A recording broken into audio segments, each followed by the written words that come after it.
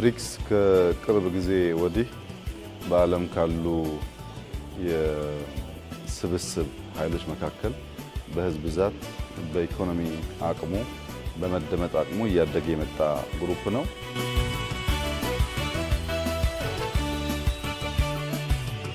አጠቃላይ የሚታየው ስፕሪት ኢትዮጵያ ትልቅ ሀገር ናት፣ ታሪክ ጠገብ ሀገር ናት፣ ተስፋ ያላት የወጣት ሀገር ናት።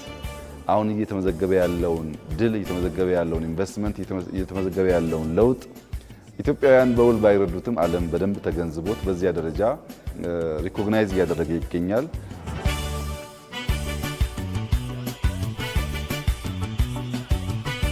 ኢትዮጵያ ባለፉት ጥቂት አስርተ ዓመታት ከተመዘገቡ ትላልቅ ዲፕሎማቲክ ድሎች አንደኛውና ዋነኛው ሊባል ይችላል።